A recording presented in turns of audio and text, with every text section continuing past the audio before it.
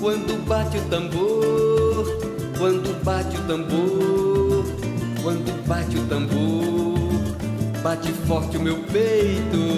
Quando bate o tambor, quando bate o tambor, quando bate o tambor, bate forte o meu peito. Meus queridos irmãos e irmãs, caros romeiros, romeiras, na casa da mãe, a palavra de Deus que nos fala, que nos anima, que nos instrui. Hoje nós temos a palavra de Deus muito próxima de nós e de uma forma muito real, muito realista, começando por São Paulo. Ele nos lembra, ao lado do seu tempo, onde as divisões, as separações eram tão grandes, os escravos, os povos vencidos e o direito de cidadão somente para os dominadores, os romanos. Então, ser cidadão romano, esse tinha todos os privilégios na sociedade. E São Paulo vem e diz: vocês são cidadãos, vocês pertencem à família de Deus. Com isto, São Paulo está trazendo uma força muito grande para a dignidade humana, e que teve, no princípio do cristianismo, uma força política incrível. Por quê? Porque a criança pequena, perguntada: quem é você? Ela dizia: eu sou filho de Deus. É outra dignidade, é outra coisa, é outro valor.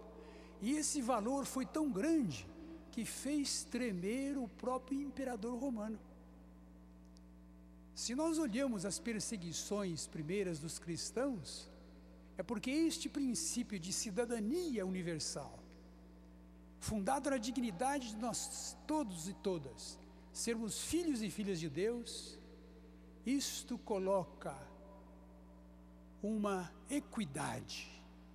Nas nossas diferenças, nós temos uma dignidade fundamental que não pode ser suplantada. Este princípio revolucionou o império. O que nós podemos tirar daí? Qual é a mensagem que São Paulo está passando para nós? É exatamente esta: a dignidade fundamental dentro da qual nós estamos constituídos. E essa dignidade fundamental é que então traz para nós todos e todas uma forma de proceder, uma forma de nos regrar os nossos comportamentos. E que então Jesus toma no Evangelho: olha, quando eu chegar, eu quero ver vocês realmente se comportando neste respeito básico e fundamental como filhos e filhas de Deus. Nós poderíamos olhar esse Evangelho de Jesus, né, comparado a uma pessoa que vai para uma festa de casamento, né, e não tem hora para voltar, volta de repente. De repente a gente pensaria: bom, isso é para o fim do mundo, ninguém sabe a hora que vai morrer. Não é bem isso não, não é bem isso não. Jesus chega de improviso no cotidiano da nossa vida. Nós não temos hora marcada para praticar o bem. Nós não temos a hora em que nós vamos praticar a caridade. A hora que Jesus aparece na pessoa do pobre, na pessoa do necessitado, esta é a hora. Esta é a hora que Jesus quer ver se nós estamos prontos para abrir a porta para Ele ser visto, ser encontrado na pessoa do necessitado. Não é assim?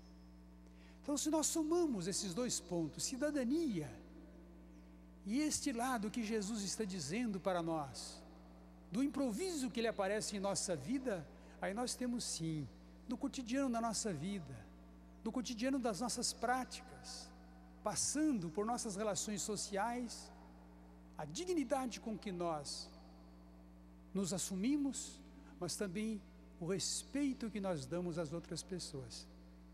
Isto é fundamental. Nós estamos em época de política, de eleições, não é mesmo? Então as coisas pululam por aí. Esse Evangelho de Jesus fala exatamente: nós, seres humanos, não temos diferenças de escravos, de livres, de homem e de mulher, não temos diferenças de imigrantes, todos somos concidadãos, em Deus e por Deus. Respeitar a dignidade do outro. Aí então nós temos uma plataforma que começa pelo respeito das pessoas, na diversidade das pessoas. E ninguém se imponha, a não ser pela regra maior, que é a regra do amor, da justiça, da bondade.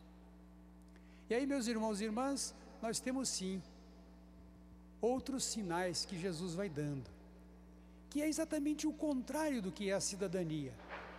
O contrário da cidadania começa por onde? Começa pelas grandes diferenças. O Brasil hoje, nós lutamos com essas diferenças, essas desigualdades, pobres e ricos. Nós ainda temos uma grande diferença. Nós, no conjunto do mundo, nós ainda somos os países marcados pelas maiores diferenças entre ricos e pobres. Estamos nos erguendo, mas precisamos marcar muito bem este ponto.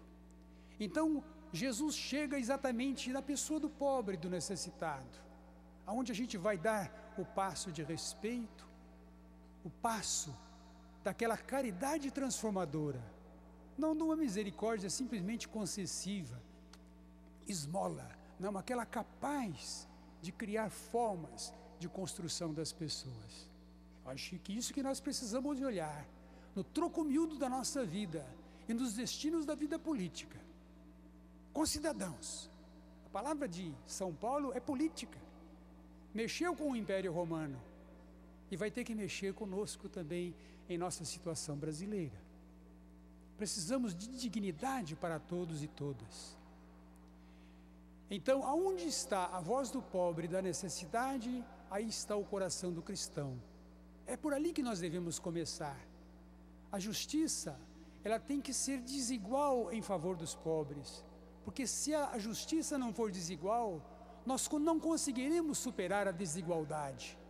É preciso puxar a balança para o lado dos pobres, levantar os pobres e os necessitados, para que eles possam ser cidadãos.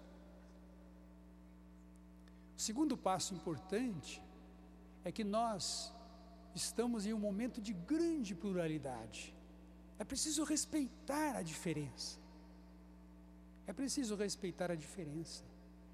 As pessoas têm as suas opiniões, têm as suas percepções. Essa percepção tem que ser respeitada. É no diálogo que nós vamos encontrar o bem maior. É no diálogo que nós podemos encontrar a razão de justiça. Então, meus irmãos e irmãs, o outro passo fundamental é não se sobrepor sobre as pessoas, não encabrestar ninguém. Nós precisamos sim elevar as pessoas a poderem compreender, serem participantes, ser cidadão, ter cidadania, como diz São Paulo apóstolo. É a pessoa poder participar com liberdade. A liberdade é o chão fundamental dentro do qual nós, seres humanos, vivemos a nossa dignidade. Como podemos ser dignos, ter dignidade sem liberdade? Não podemos ser assim. Esse chão da liberdade é fundamental, mas o chão em que pisa a liberdade tem que ser o chão da justiça. E a justiça de Deus começa pela defesa das pessoas pobres e necessitadas. Meus queridos irmãos e irmãs, nós temos então aqui uma palavra de Deus muito forte. Jesus não pergunta a hora que Ele chega na nossa vida para dizer: agora é a hora de você mostrar a justiça que você pode praticar. Agora é a hora de você mostrar que você é filho e filha de Deus, que você é concidadão dos santos. Queridos irmãos e irmãs, nós, como cristãos, nós procuramos a palavra de Deus. Hoje nós temos aqui um grande grupo de teólogos e teólogas, a maioria deles vai ser padre. eu queria dizer uma palavrinha para vocês, sabe? Diante desse evangelho, diante dessa palavra também de São Paulo apóstolo, que nós somos concidadãos, os padres têm uma força meio forte na igreja, não é mesmo? Que eles podem dizer, e de repente então a gente tem aquela tentação de se sobrepor à consciência do outro. Nesse momento nós aniquilamos a cidadania. Então, para vocês teólogos, eu também sou teólogo, padres, nós devemos sim ajudar as pessoas a crescerem na sua consciência, a poderem perceber a grandeza maior, mas nunca abafar a consciência das pessoas. Nós temos que ajudá-las a crescer no discernimento e não dominar as consciências. Nós temos que facilitar a compreensão dos caminhos de Deus. Aí está a grande missão. E sobretudo ter o coração sensível à dor das pessoas, sensível à necessidade das pessoas, porque é ali que nós mostramos que somos filhos e filhas de Deus, no respeito às pessoas que são necessitadas e ao mesmo tempo numa preocupação muito grande para levantar as pessoas no patamar da liberdade, da participação em todos os setores, e para que aquelas pessoas que se veem oprimidas possam ser libertadas na sua compreensão, no seu poder econômico, na sua forma de viver, na sua forma de participar e, sobretudo, potencializá-las na capacidade de amar. Meus queridos irmãos e irmãs, a você, caro rádio ouvinte, caro telespectador, que essa palavra de Deus entre muito dentro do seu coração, do nosso coração, para que nós sejamos sempre vigilantes em torno dessa liberdade fundamental que nos faz concidadãos dos santos, como diz São Paulo, colocando a liberdade como base da nossa vida, mas uma liberdade plantada, pisando num solo firme da justiça, do amor. E assim, quando Jesus chegar, em qualquer momento, em qualquer hora, Ele nos vai encontrar vigilantes e Ele vai ser parceiro nosso. Ele diz: eu vou servir, ajudar vocês, vai ser parceiro nosso nessa grande obra de transformação do mundo para a liberdade dos filhos e filhas de Deus. Nossa Senhora nos ajude, coloque no coração nosso essa mensagem e complete aquilo que nós precisamos ainda compreender melhor. Amém.